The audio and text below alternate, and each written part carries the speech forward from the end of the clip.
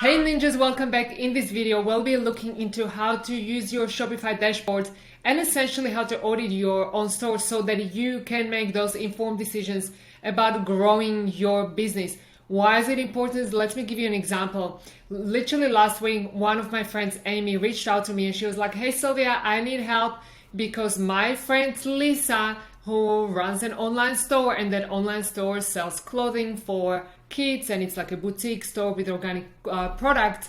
She was like, hey, I think her person who is running her social media ads is not doing a great job because, you know, she's not making any money in the end of the day and there is like not so many sales coming in and she's spending so much money on ads. So hey Sylvia, like, can you have a look at that?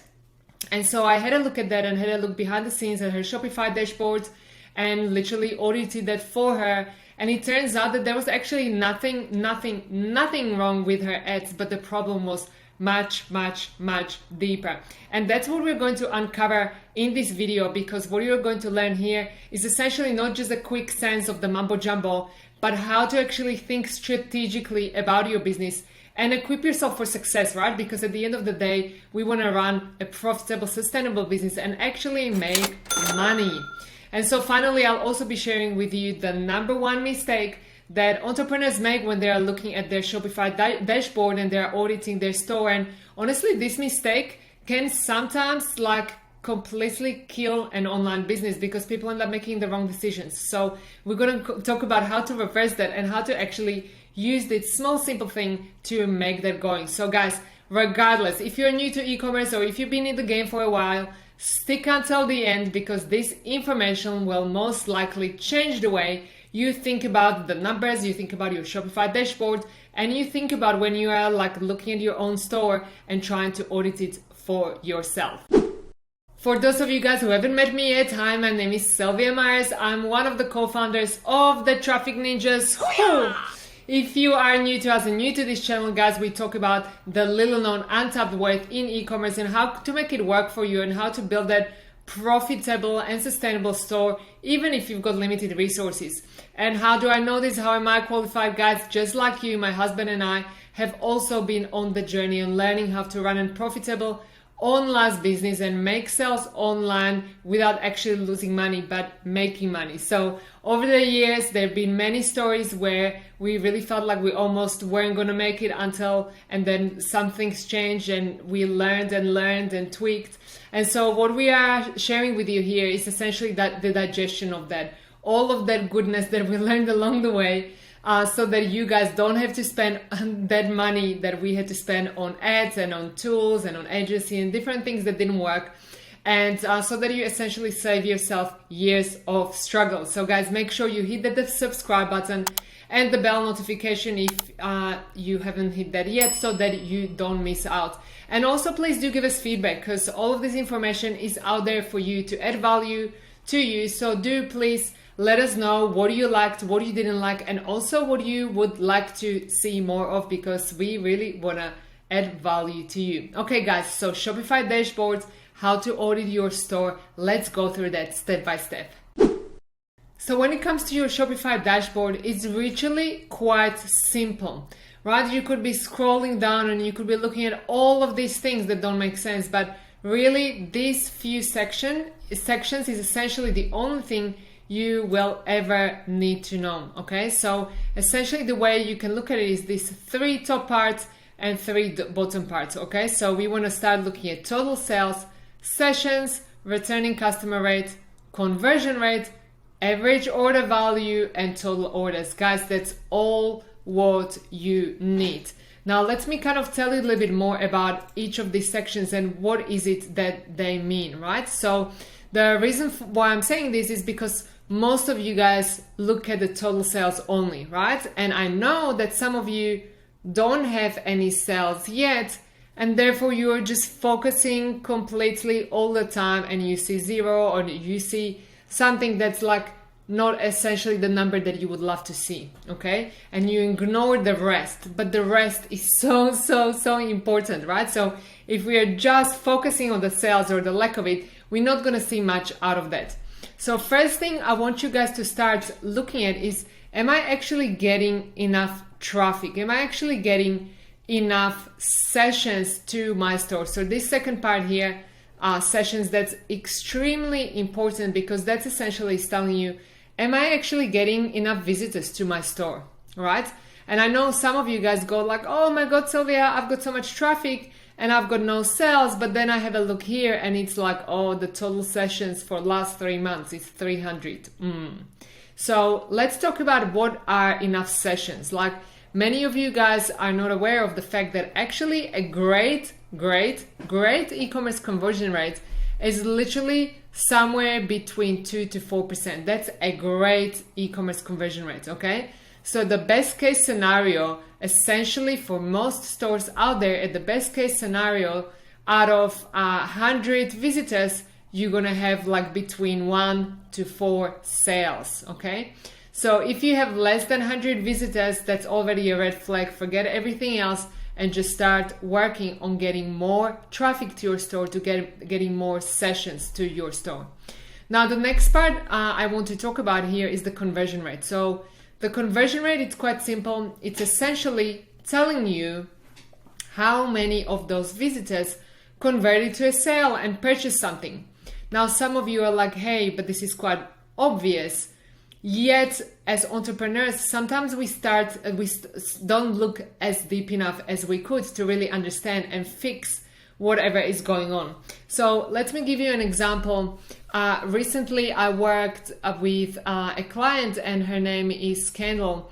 And Kendall has a very well working store, but essentially she was making enough money out of the store.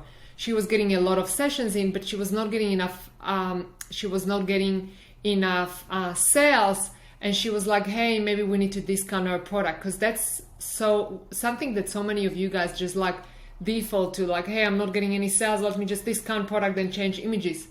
But then when we started to look deeper at these numbers here inside these dashboards, what you can start seeing, and I want all of you guys to start looking deeper, is that you can see the number of sessions that were added to cart, who reached checkout, and who actually converted.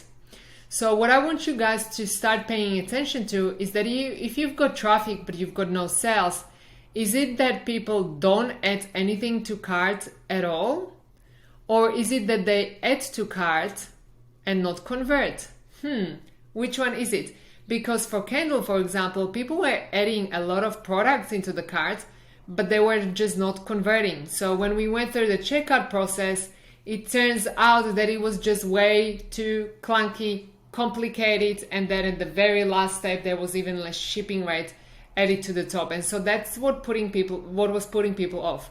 So she didn't have to do anything with her product pages, she didn't have to do anything with her product or discount anything.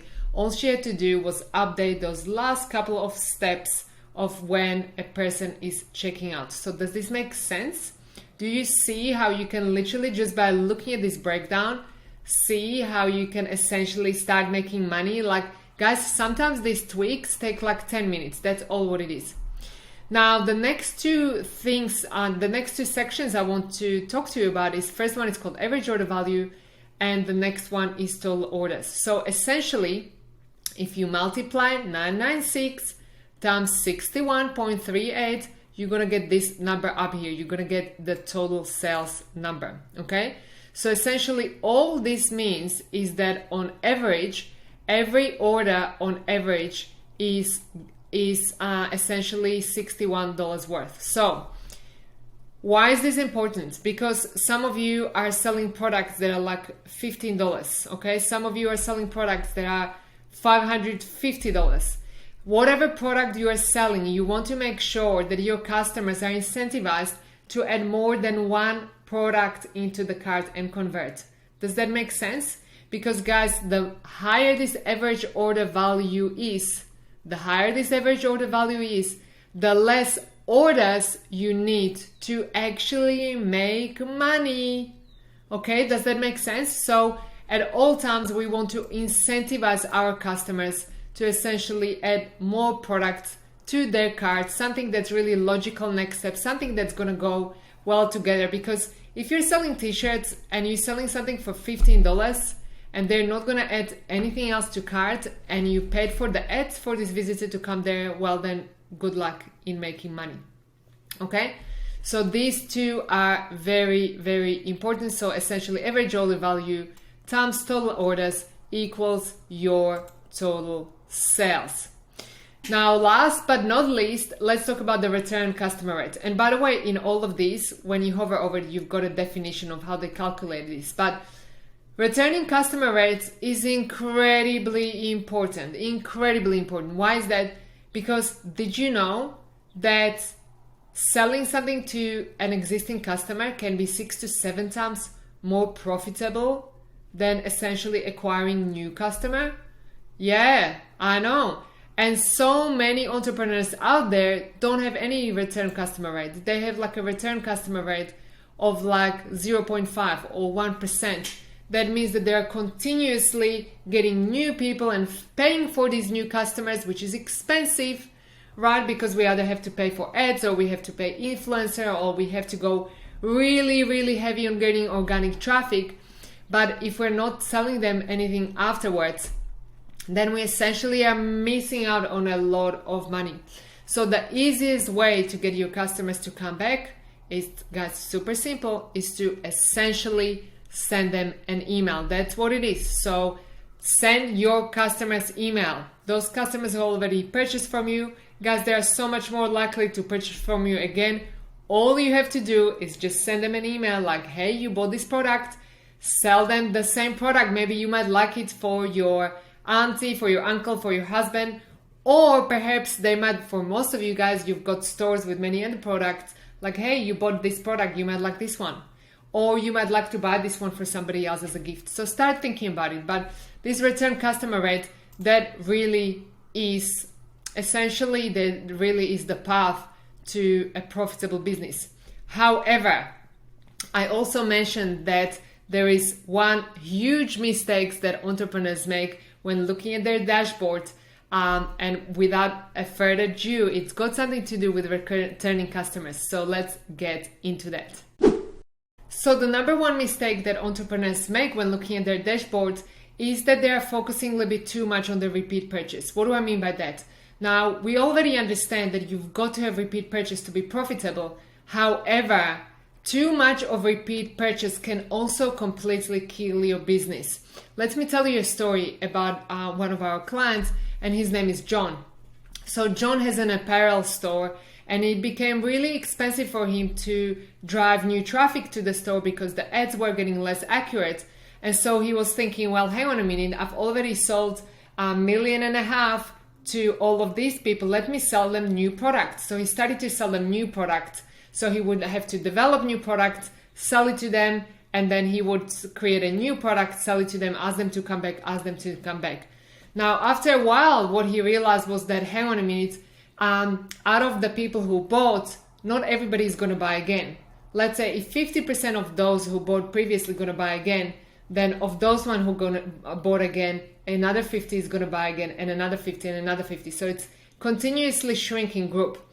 Also, what he realized was that he always had to sell them something new, something different, which meant that his money was starting to be really tied up in inventory and product development. Okay? So what I want you guys to understand is that repeat purchase is extremely important, but we cannot have just repeat purchase alone, because that would completely kill your business. It would be crazy expensive and would essentially not extend what we call your pie or revenue further. Your business would not be growing. So the healthy number you want to be aiming at is roughly somewhere around 20% repeats purchase. Okay, somewhere between 15 to 20%. It's a very healthy number. If you've got number below that, then most probably you don't have enough high quality products, so your customers are not coming back, which means you probably also have some refunds and returns, which is also hurting your profitability. And it might also mean that you essentially are just forever driving new traffic and not trying to sell your customers again, which is more profitable. Now, if that number is just too high, goes into the 30s, 40s, 50s, it just means that your business is not growing. So make sure you pay attention to the repeat purchase rate and that you understand how this operates, okay? So guys, if you want to learn more about the little known ways how to grow your online business profitably and essentially make sense out of this online mambo jumbo out there, check out this video next because you might like it. And guys, if you haven't subscribed yet and haven't hit the like button, and you stayed until the end, I'm pretty sure you already want to be informed again. So make sure that you hit that subscribe button, you press the like button, and also comment to let us know what you liked, what you didn't like, and what you would love to see more of. So with that said, guys, good luck with your Shopify dashboard, and I'll talk to you soon. Bye.